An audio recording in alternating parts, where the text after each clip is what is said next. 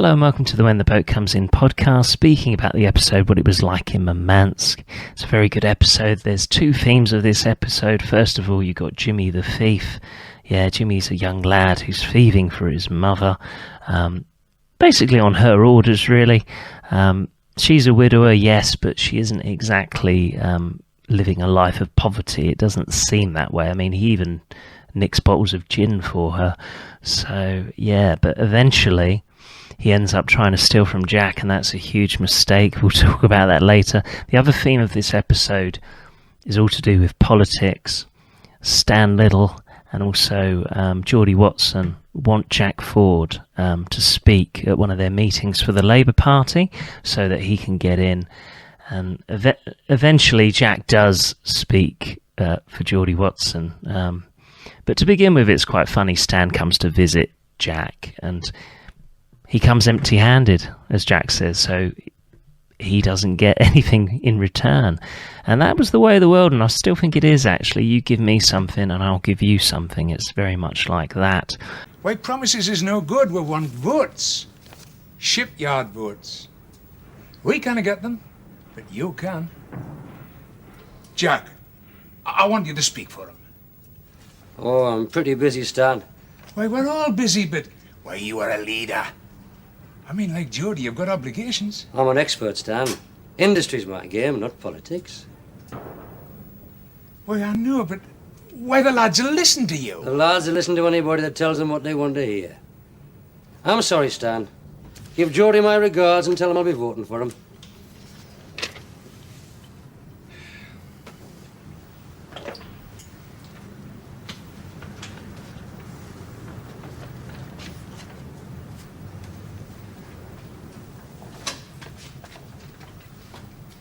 Stan hasn't got the brains for this, really. He's like a child, really, compared to Jack. He just doesn't understand this concept. He thinks that Jack will just do it out of the goodness of his heart, but, why would he, to be honest? It's, as I say, a yin for a yang. You give me something, I'll give you something.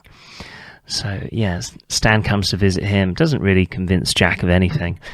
But then you got Mrs. Burns, I believe was her name, and Jessie Seaton, of course, coming to visit Jack, saying the same thing. And basically, she's buttering him up, isn't she? Giving him lots of praise, saying about when he spoke after he came out of prison, and also before he went to prison in the court. She was saying about how everybody applauded, and Jessie says about him being an orator, and Jack's like, Orator Ford. Yeah, I spoke about this in the previous episode, didn't I? I couldn't remember what episode it was, but it was the following one, so I must have remembered somewhere in the back of my head. But yeah, I think this convinced Jack a lot more than what Stan did before. We want you to address a few meetings. Talk to a hall full of women, I'd be terrified. Not just women, Mr. Ford. We don't believe in that. What do you believe in then, Mrs. Ashton? Men and women working together. Equal partners, that's what we believe in. Working for social justice. That's right. But you want a man to speak to you? We want an orator. Man or woman, doesn't matter. That's what I am, an orator. When you want to be, you know you are. If you don't mind, Mrs. Ashton, I think I'd rather hear Mrs. Burns tell it. We got to talking in the committee rooms. Geordie Watson's a good man. Talks well, means well. Are we coming to the word but, Mrs. Burns? Let her finish. There's no fire there, Mr. Ford. The words don't lift you. Now I've heard you speak. Have you? Ah, you have. A couple of years back, that would be. You went to prison for it. No offence meant, Mr. Ford. None taken, Mrs. Burns. Go on. You'd been helping a poor widow in her Benz. The landlord was going to take her furniture because she hadn't paid her rent. Only you stepped in and took it first. Saved it for her. And there in court you stood up and made a speech. And there we all were listening. And by the time you finished, we were all up on our feet and cheering. And neither the magistrates nor the bobbies could stop us. And I went to prison. Ah, you did. But you're out now and working for us again. Only we need to hear you, Mr. Ford. We need your words. If you don't... I'm listening. I don't think Geordie Watson will get in. He's never had your gift.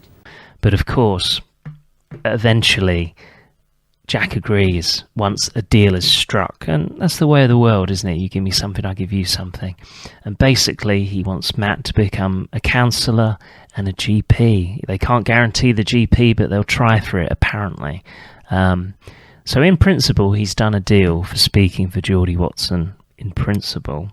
But whether this happened or not, I can't remember yet at this stage. I know later on, of course, Matt becomes the main guy at the Fitters Union, yes, but I can't remember politics really coming into it much for Matt, or Jack, actually.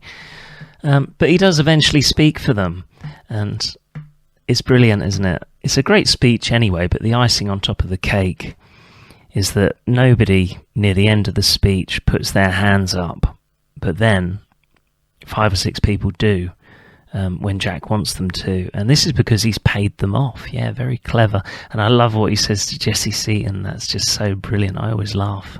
It's just so clever. And yeah, people could be manipulated like that back then very easily, I think, especially people who didn't have much. You know, if you'd say, oh, I'll give you 5 bob or whatever the currency was back then, they do it. They just got to put their hands up. Very clever from Jack, and it was great timing, wasn't it, when they put their hands up? Brilliant. Loved it. So I want to appeal to you, friends. No. I want more than that. I want a solemn promise from each and every one of you. I want you to swear. I want your Bible oath. I want you to tell me, as you hope for salvation, that you will do what I ask. I don't want idle promises. I want your sacred word. Now then, who's willing to give me that word?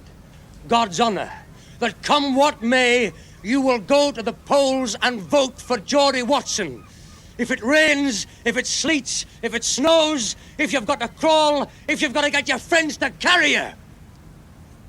Now, who among you is willing to give me your sacred word?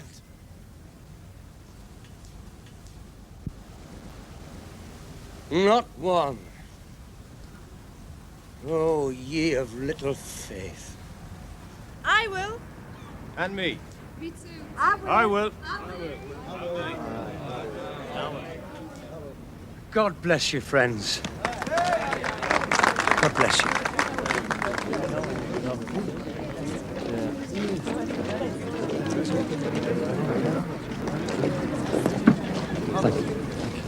You were great, Jack. Marvellous, even. But you weren't real. You didn't ask for reality, Bonnie lass. You asked for votes. You've got 'em. Yes, I should say thank you, and I do. All the same, I'm glad it's not your name on the ballot paper. Never mind, thanks. You owe me 6 bob. 6 shillings? What for? The first 6 hands that went up cost me a bob each. No, Geordie Watson shouldn't hear about bribery. It'll stand little at have a fit. This one's on the house, Mrs. Ashton. Of course, Arthur and Jesse are very different politically, aren't they, Mr. Ashton and Jesse? Obviously, Jesse is Labour and Mr. Ashton is Conservatives. And yeah, it's quite funny, the scene in the house where, first of all, you have Jesse putting up a poster for Geordie Watson, Labour, and then you have Mr. Ashton putting up a poster for the Conservatives, for King and Country back then.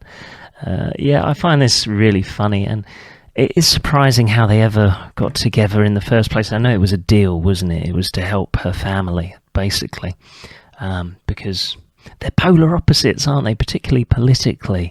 I suppose they just didn't talk about those sorts of things, but in this episode they do.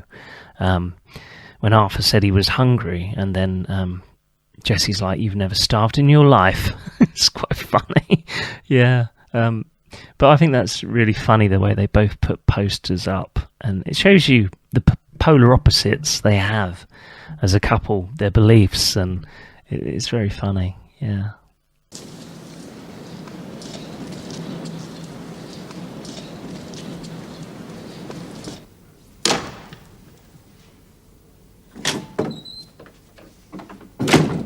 Good evening, my dear. You're rather late. Where's Mrs. Charlton? I sent her home. Did she give the baby his bottle? No, I did that.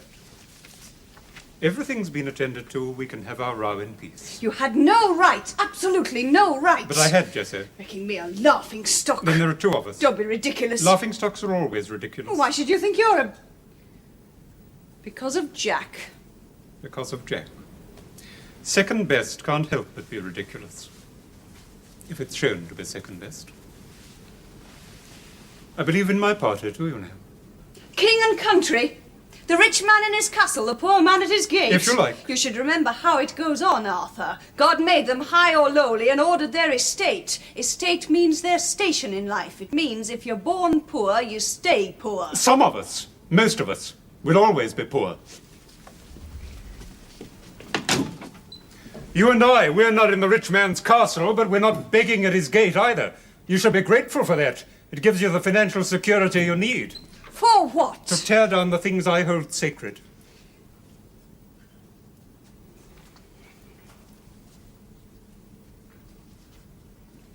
Arthur, please.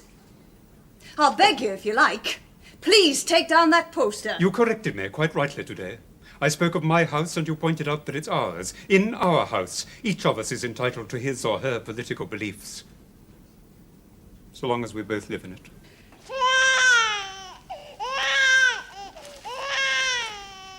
Another funny part of this episode is that Jack is fed up of eating eggs, basically. That's the only thing Matt can cook.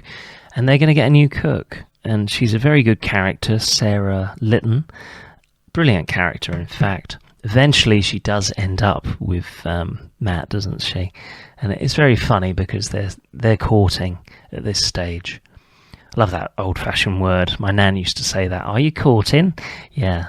And Jack knows about it, doesn't he? But they're trying to pretend they're not. And Sarah, it shows you how things have changed. Or, mind you, I suppose, yeah, you would be the talk of the town. She says, I wouldn't stay with two men in a house. You know, I'd be the talk of the town. Yeah, it's quite funny. Yeah. But she lost her other job as a skivvy for talking back. And Jack's like, yeah, I've been known to do that as well. But she's a brilliant character, Sarah Litton. She really is. And she stays a lot longer than you would think she would, really. She's actually in the last series, whereas Matt isn't. We'll talk about that another time.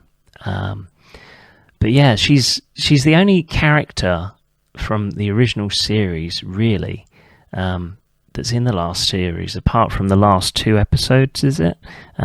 When Billy and Jesse are back in it, in the final series. But Sarah stays around for a long time, and she is a really good character, funny, and intelligent as well. And I think he needed her, because when Jack was out of the picture, he wouldn't have that man, that clever person.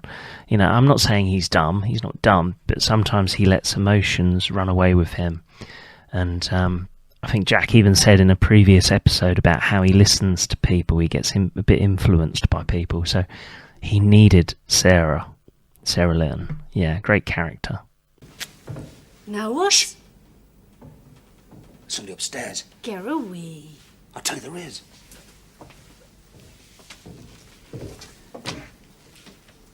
You'll stay here. There I won't. You heard what I said.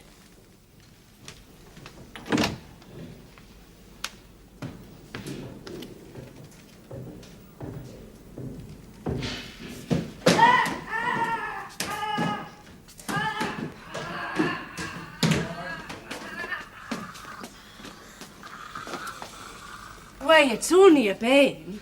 And I suppose the final part of this episode is with Jimmy. He tries to steal off of Jack, and this is why the episode's called The Way It Was in Murmansk, because basically Jack is kind of interrogating him. But, you know, obviously it would have been worse in Murmansk. As he says to Matt, you have no idea. But at the same time, he is harsh on this lad, but he needed it. The lad needed it. And it was interesting, he said about his father, didn't he? Like, his dad. He didn't have a dad. Well, she's a widower, or whatever. So he's had nobody to discipline him. and he's just had his mum saying what a wonderful job he's been doing thieving. And as Jack points out, he might not be such a nice lad when he goes to prison. And he needed this and she needed this. And now this lad is scared. This is the first time this lad is scared about stealing. Before this point, he wasn't. But he also finds a solution. I love the way Jack finds solutions for everyday problems. So this lad's brilliant at running. So he thinks of the powder halls in Edinburgh. He's going to get trained professionally. And then at the end of the episode, you have this great scene where he's running, and basically Jimmy's saying to his mum what a great guy Jack is for helping me out like this. And she's like, yeah, he is, but I wouldn't want you to end up like him. I thought that's very funny at the end.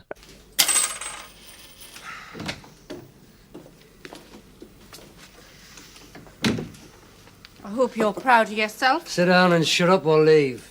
You stand over here. Move yourself! By God, when I say jump, you jump. Now then, you and me's going to get the truth. And you can wet yourself all you want, Bonnie lad, because you're going to clean it all up afterwards anyway. Doing that to a Ben. You should think shame. Steady on, missus. He's a thief. We're all thieves and we have to be.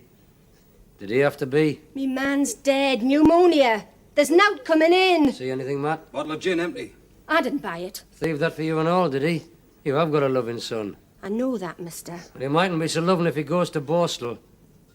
He's had a good run, but it won't last. Lost his nerve already by the looks of him. Thanks to you. I don't want thanks, but maybe I deserve them. He tells me he can run. Like a gazelle in the Bible. And get him trained, missus. Powder Hall's a place for him. Powder Hall? Professional racing up in Edinburgh. There's money in it, missus. Aye, there's fiddling and all. You and your Jimmy should do very canny. Take him home. Go on. Pet. I suppose I ought to thank you. No, you're hungry. You had to eat, so you had to steal. But enough's enough. He's a good-looking lad. If he goes to Borstal, he'll come back a Nancy boy. Here. Look at us, Bonnie lad. Your last bundle of swag. But you can't have the cigarettes. They're bad for your wind. Okay, Pet.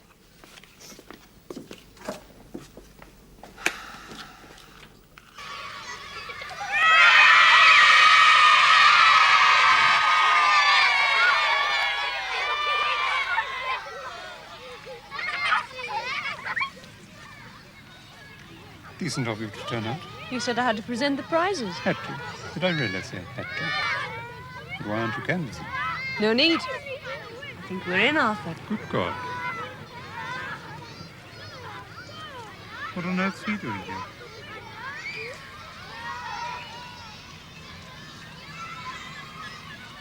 Ready? Steady!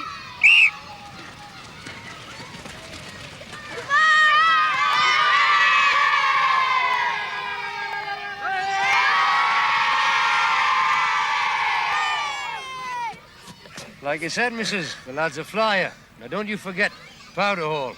And you be his manager. He's a smashing fella, isn't he, Mum?